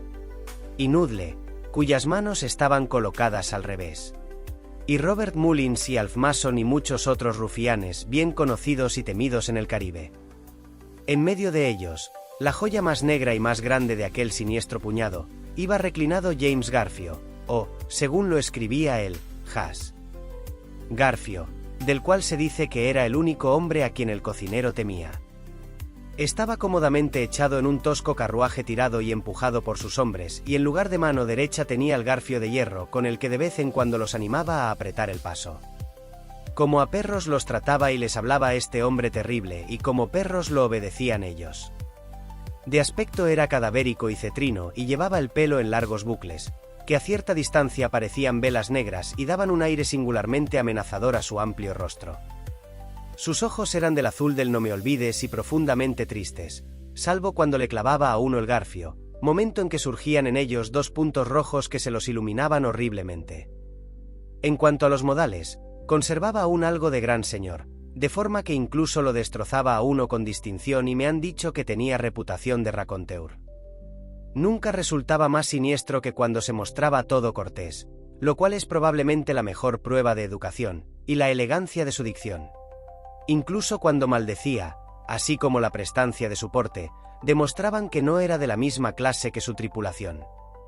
Hombre de valor indómito, se decía de él que lo único que lo atemorizaba era ver su propia sangre, que era espesa y de un color insólito. En su vestimenta imitaba un poco los ropajes asociados al nombre de Carlos II, por haber oído decir en un periodo anterior de su carrera que tenía un extraño parecido con los desventurados Estuardo, y en los labios llevaba una boquilla de su propia invención que le permitía fumar 2 cigarros a la vez. Pero indudablemente la parte más macabra de él era su garfio de hierro. Matemos ahora a un pirata, para mostrar el método de Garfio. Claraboyas servirá. Al pasar, Claraboyas da un torpe bandazo contra él, descolocándole el cuello de encaje. El garfio sale disparado, se oye un desgarrón y un chillido, luego se aparta el cuerpo de una patada y los piratas siguen adelante. Ni siquiera se ha quitado los cigarros de la boca. Así es el hombre terrible al que se enfrenta Peter Pan. ¿Quién ganará? Tras los pasos de los piratas, deslizándose en silencio por el sendero de la guerra, que no es visible para ojos inexpertos, llegan los Pieles Rojas, todos ellos ojo a visor. Llevan tomahawks y cuchillos y sus cuerpos desnudos relucen de pintura y aceite. Atadas a la cintura llevan cabelleras, tanto de niños como de piratas, ya que son la tribu Piccaninny y no hay que confundirlos con los Delawares o los Hurones, más compasivos. En vanguardia, a 4 patas, va Gran Pantera Pequeña, un valiente con tantas cabelleras que en su postura actual le impiden un poco avanzar. En retaguardia, el puesto de mayor peligro, va Tigridia, orgullosamente erguida, princesa por derecho propio. Es la más hermosa de las dianas morenas y la beldad de los Piccaninnis, coqueta, fría y enamoradiza por turnos. No hay un solo valiente que no quisiera a la caprichosa por mujer, pero ella mantiene a raya el altar con un hacha. Mirad cómo pasan por encima de ramitas secas sin hacer el más mínimo ruido. Lo único que se oye es su respiración algo jadeante. La verdad es que en estos momentos están todos un poco gordos después de las comilonas, pero ya perderán peso a su debido tiempo. Por ahora, sin embargo, esto constituye su mayor peligro. Los pieles rojas desaparecen como han llegado, como sombras, y pronto ocupan su lugar los animales, una procesión grande y variada. Leones, tigres, osos y las innumerables criaturas salvajes más pequeñas que huyen de ellos, ya que todas las clases de animales, y en particular, los devoradores de hombres, viven codo con codo en la afortunada isla. Llevan la lengua fuera, esta noche tienen hambre. Cuando ya han pasado, llega el último personaje de todos, un gigantesco cocodrilo. No tardaremos en descubrir a quien está buscando. El cocodrilo pasa, pero pronto vuelven a aparecer los chicos, ya que el desfile debe continuar indefinidamente hasta que uno de los grupos se pare o cambie el paso. Entonces todos se echarán rápidamente unos encima de otros. Todos vigilan atentamente el frente, pero ninguno sospecha que el peligro pueda acercarse sigilosamente por detrás. Esto demuestra lo real que era la isla. Los primeros en romper el círculo móvil fueron los chicos. Se tiraron sobre el césped, junto a su casa subterránea. Ojalá volviera Peter, decía cada uno de ellos con nerviosismo, aunque en altura y aún más en anchura eran todos más grandes que su capitán. Yo soy el único que no tiene miedo de los piratas, dijo presuntuoso en ese tono que le impedía ser apreciado por todos, pero quizás un ruido lejano lo inquietara, pues añadió a toda prisa. Pero ojalá volviera y nos dijera si ha averiguado algo más sobre Cenicienta. Se pusieron a hablar de Cenicienta y Lelo estaba seguro de que su madre debía de haber sido muy parecida a ella. Solo en ausencia de Peter podían hablar de madres, ya que había prohibido el tema diciendo que era una tontería. Lo único que recuerdo de mi madre, les dijo avispado, es que le decía a papá con frecuencia: «Oh, ojalá tuviera mi propio talonario de cheques». No sé qué es un talonario de cheques, pero me encantaría darle uno a mi madre. Mientras hablaban oyeron un ruido lejano. Vosotros o yo, al no ser criaturas salvajes del bosque, no habríamos oído nada, pero ellos sí lo oyeron y era la espeluznante canción. «Viva, viva la vida del pirata, un cráneo y 2 tibias en la bandera. Viva la alegría y una buena soga y viva el buen Satán que nos espera». Al instante los niños perdidos, ¿pero dónde están? Ya no están ahí. Unos conejos no podrían haber desaparecido más rápido. Os diré dónde están. Con excepción de Avispado, que ha salido corriendo para explorar, ya están en su casa subterránea, una residencia muy agradable de la que pronto veremos muchas cosas. Pero ¿cómo han llegado a ella? Porque no se ve ninguna entrada, ni siquiera un montón de matojos que, si se apartaran, revelarían la boca de una cueva. Sin embargo, mirad con atención y puede que os deis cuenta de que hay aquí 7 grandes árboles, cada uno con un agujero en el tronco hueco tan grande como un niño. Estas son las 7 entradas a la casa subterránea, que Garfio ha estado buscando en vano durante tantas lunas. ¿La encontrará esta noche? Mientras los piratas avanzaban, la rápida mirada de Starkey descubrió a Avispado que desaparecía en el bosque y al momento su pistola brilló en la oscuridad. Pero una garra de hierro lo aferró del hombro. «Capitán, suélteme», exclamó, retorciéndose. Ahora por primera vez oímos la voz de Garfio. Era una voz negra. «Primero guarda esa pistola», dijo amenazadoramente. «Era uno de los chicos que usted odia. Lo podría haber matado de un tiro. Sí, el ruido habría hecho que los pieles rojas de Tigridia cayeran sobre nosotros. ¿Es que quieres perder la cabellera?» «Capitán, voy detrás de él», preguntó el patético Esm, «¿y le hago cosquillas con Johnny Sacacorchos?» Esm ponía nombres agradables a todo y su sable era Johnny Sacacorchos, porque lo retorcía en la herida.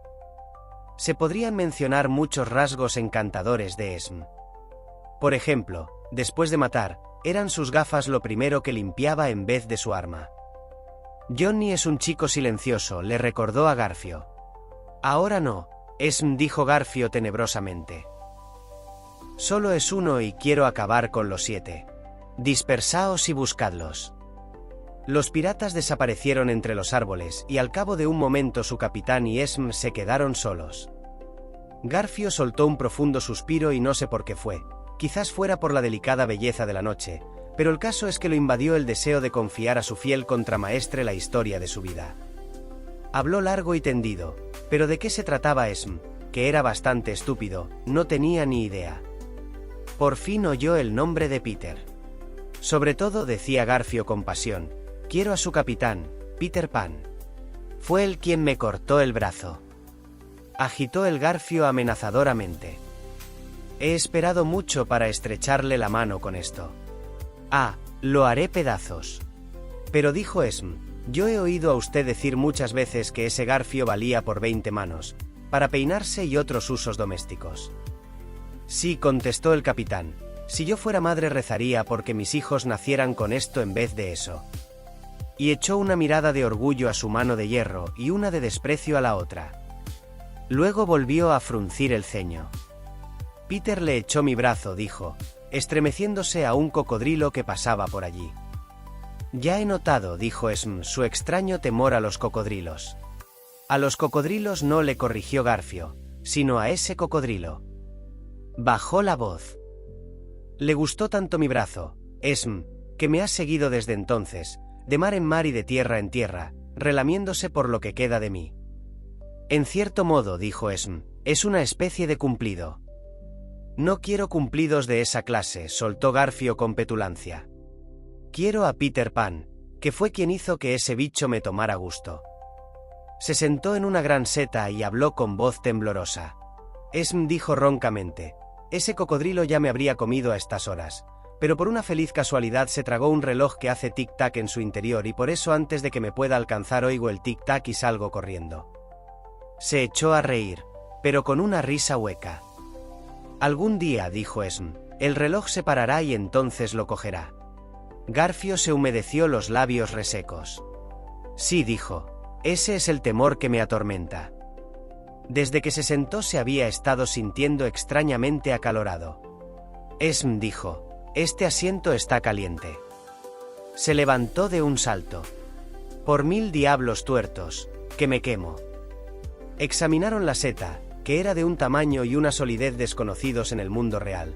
Intentaron arrancarla y se quedaron con ella en las manos al instante, pues no tenía raíces. Y lo que es más raro, al momento comenzó a salir humo. Los piratas se miraron el uno al otro. «Una chimenea», exclamaron los dos. Efectivamente, habían descubierto la chimenea de la casa subterránea. Los chicos tenían por costumbre taparla con una seta cuando había enemigos en las cercanías. No solo salía humo por ella. También se oían voces de niños, pues tan seguros se sentían los chicos en su escondrijo que estaban charlando alegremente. Los piratas escucharon ceñudos y luego volvieron a colocar la seta. Miraron a su alrededor y vieron los agujeros de los 7 árboles. ¿Ha oído que decían que Peter Pan no está en casa?, susurró Esm, jugueteando con Johnny Sacacorchos. Garfio asintió. Se quedó largo rato ensimismado y por fin una sonrisa helada le iluminó la cara morena. Esm la había estado esperando. Desembuche su plan, capitán, exclamó ansioso. Regresar al barco, repitió Garfio despacio y entre dientes, y hacer un opíparo pastelón bien espeso con azúcar verde por encima. Solo puede haber una habitación allí abajo, porque hay una sola chimenea.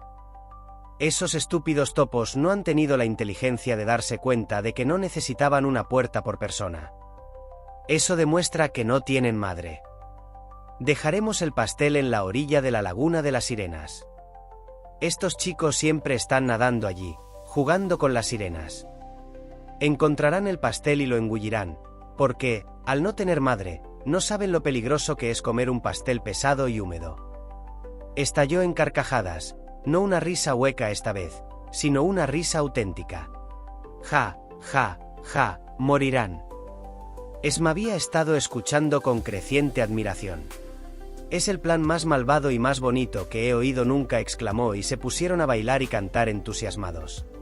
Quietos cuando yo aparezco, por miedo a ser atrapados, nada os quedan los huesos si Garfio os tiene enganchados. Empezaron la estrofa, pero no llegaron a terminarla, pues se oyó otro ruido que les hizo callar. Al principio era un sonido tan débil que una hoja podría haber caído sobre él y haberlo ahogado, pero al ir acercándose se fue haciendo más fuerte. Tic-tac, tic-tac. Garfio se detuvo tembloroso, con un pie en el aire. El cocodrilo dijo con voz entrecortada y salió huyendo, seguido de su contramaestre. Efectivamente era el cocodrilo. Había adelantado a los Pieles Rojas, que ahora seguían el rastro de los otros piratas. Siguió deslizándose en pos de Garfio. Una vez más los chicos salieron a la superficie, pero los peligros de la noche no se habían terminado aún, pues al poco rato se presentó Avispado corriendo sin aliento, perseguido por una manada de lobos. Los perseguidores llevaban la lengua fuera, sus aullidos eran espantosos.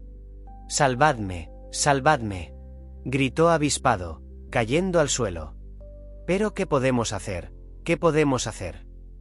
Fue un gran cumplido para Peter el que en ese angustioso momento sus pensamientos se volvieran hacia él. «¿Qué haría Peter?», exclamaron simultáneamente. Casi al mismo tiempo añadieron. Peter los miraría por entre las piernas. Y luego. Hagamos lo que haría Peter. Es la forma más eficaz de desafiar a los lobos, y como un solo chico se inclinaron y miraron por entre las piernas. El momento siguiente parece eterno, pero la victoria llegó rápido, ya que cuando los chicos avanzaron hacia ellos en esta terrible postura, los lobos agacharon el rabo y huyeron. Entonces Avispado se levantó del suelo y los otros creyeron que sus ojos desorbitados seguían viendo a los lobos. Pero no eran lobos lo que veía. «He visto una cosa maravillosísima», exclamó cuando se agruparon a su alrededor impacientes. «Un gran pájaro blanco. Viene volando hacia aquí. ¿Qué clase de pájaro crees que es?». «No sé», dijo Avispado perplejo, «pero parece cansadísimo y mientras vuela va gimiendo. Pobre Wendy». «Recuerdo», dijo presuntuoso al instante, «que hay unos pájaros que se llaman Wendy». «Mirad, ahí viene», gritó Rizos, señalando a Wendy en el cielo. Wendy ya estaba casi sobre ellos y podían oír su quejido lastimero. Pero más clara se oía la estridente voz de Campanilla. La celosa hada ya había abandonado su fachada amistosa y se lanzaba contra su víctima por todas direcciones, pellizcándola salvajemente cada vez que la tocaba. «¡Hola, Campanilla!», gritaron los maravillados niños. La réplica de Campanilla resonó con fuerza. «Peter quiere que matéis a la Wendy». No entraba en su forma de ser hacer preguntas cuando Peter daba órdenes. «Hagamos lo que Peter desea», gritaron los ingenuos chicos. «Deprisa, arcos y flechas». Todos menos Lelo bajaron de un salto por sus árboles. Él tenía consigo un arco y una flecha y Campanilla se dio cuenta y se frotó las manitas. «Deprisa, Lelo, deprisa», chilló. «Peter se pondrá muy contento». Lelo puso emocionado la flecha en el arco. «Aparta», Campanilla gritó y luego disparó y Wendy cayó revoloteando al suelo con un dardo en el pecho. Y así concluye este capítulo de nuestra aventura en Nunca Jamás. Esperamos que hayáis disfrutado de este viaje sonoro. No olvidéis suscribiros, darle a la campanita y dejar vuestros comentarios y compartir vuestras impresiones. Y, por supuesto, no os perdáis el próximo capítulo, donde la magia continúa. Nos vemos bajo las estrellas.